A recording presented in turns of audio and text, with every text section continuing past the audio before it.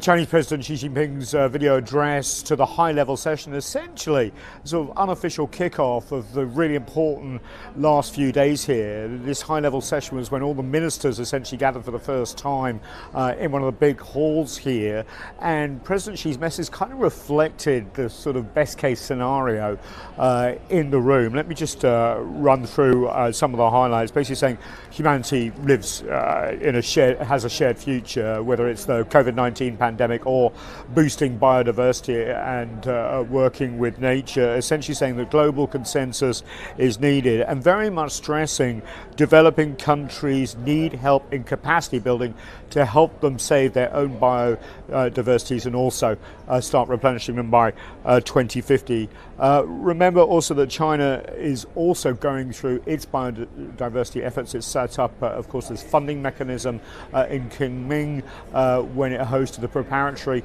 work for this summit, and also President Xi highlighting the rapid growth of national parks in China, and I think that accounts for about 18% of all land in China, but about 30%, which is of course the target, 30 by 30, including 30% of land, 30% of water, has been redlined in China as areas too safe going forward as well. So this is rapidly increasing. Also, President Xi saying, look, you know the Belt and Road is out there. We're going to try and merge that into the biodiversity goals that are reached here as well, which of course can help with developing countries going forward. Now, for the bigger picture, of course, remember, all these ministers just flown in. There are some big sticking points. The global biodiversity framework, of course, going on from 2020 is really setting some goals, which the overall goal, of course, is 30% of land, 30% of water being kept for nature. And then when you get to 2050, essentially adding to biodiversity every year as well. But there are big questions of how to pay for it. The funding mechanisms, of course, developing countries and very biodiverse countries saying, look, rich countries should bear a lot of the responsibility for this. And, you know, Europe's broke at the moment. They don't want to stump up more cash like they did at the climate conference in Egypt.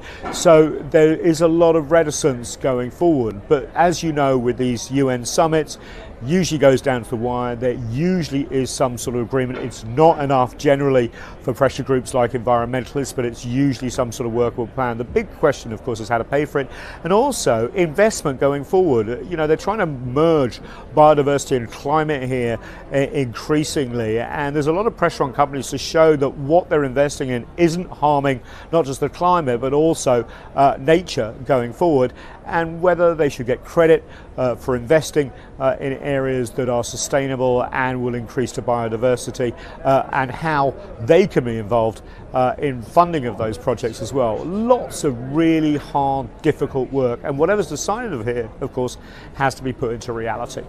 Nathan King, CGTN, at the Montreal COP15 conference.